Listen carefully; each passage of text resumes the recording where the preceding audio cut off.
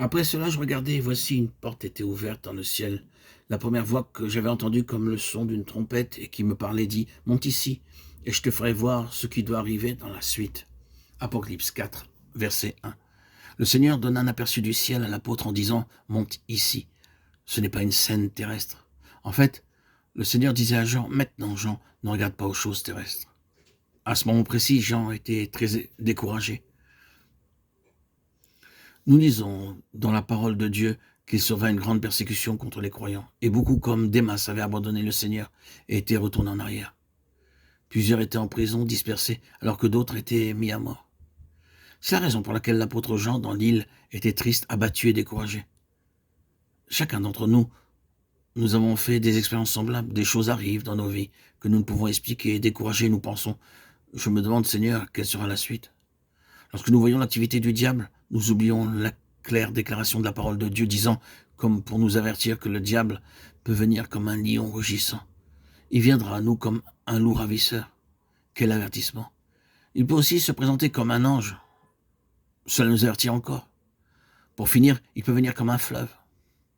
Il se présente toujours comme un lion rugissant, ou bien comme un loup, ou encore comme un ange, ou bien comme un fleuve. Nous devons prendre garde, mais ne pas nous inquiéter pour autant. Aussi longtemps que nous savons que le Seigneur est à l'œuvre, nous sommes en sécurité. Mais Jean était abattu et découragé aussi. Le Seigneur lui dit, Jean, monte ici, maintenant, et laisse-moi te montrer quelle sorte d'église je construis. Je ne recherche pas des bâtiments sur cette terre. Dieu ne recherche pas les foules. En tant qu'homme, nous sommes très heureux en voyant une grande foule. C'est notre nature. Le Seigneur Jésus-Christ ne recherchait jamais les multitudes, ce sont elles qui le recherchaient. Elles venaient et elles repartaient. Elles n'étaient pas très longtemps heureuses en sa présence.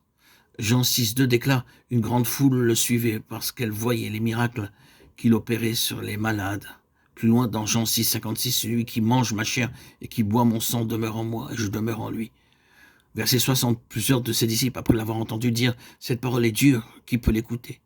Une parole dure. Lorsqu'un vrai message est donné aux hommes, c'est une parole dure. Notre Seigneur dit 8 fois à ses auditeurs du verset 51 au verset 58 comment ils pouvaient vivre éternellement.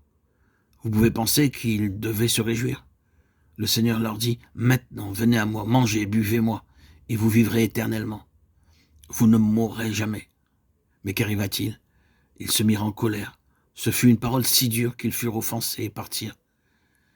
Au verset 66, nous lisons, dès ce moment, plusieurs de ses disciples se retirèrent et ils n'allèrent plus avec lui.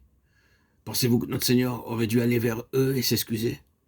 Revenez s'il vous plaît, je suis désolé de vous avoir offensé, revenez s'il vous plaît. Ils s'en allèrent, et il les laissa partir. Notre Seigneur ne recherche pas les multitudes. Il désire uniquement ceux qui veulent vivre éternellement, qu'il y en ait peu ou beaucoup. Ainsi, notre Seigneur disait, Jean ne regarde pas la persécution, ne regarde pas la déchéance des croyants. Je sais comment les aider. Je bâtis mon église, monte et regarde de quelle manière, dans le ciel, l'œuvre progresse et quelle sorte d'église je désire. Aussitôt, je fus ravi en esprit, et voici, il y avait un trône dans le ciel, et sur ce trône, quelqu'un était assis. Apocalypse 4, 2. Le Seigneur disait, Jean, veux-tu me connaître davantage? Apprends à demeurer dans l'esprit et à marcher par l'esprit. Selon Galates 5, 24, si nous vivons par l'esprit, marchons aussi selon l'esprit. Beaucoup de gens parlent du Saint-Esprit, mais ne vivent pas dans l'esprit. C'est une chose que de se vanter de l'esprit. La question est, marchez-vous selon l'esprit? La parole de Dieu déclare clairement, dans Romains 8, 14, ceux qui sont conduits par l'Esprit de Dieu sont fils de Dieu.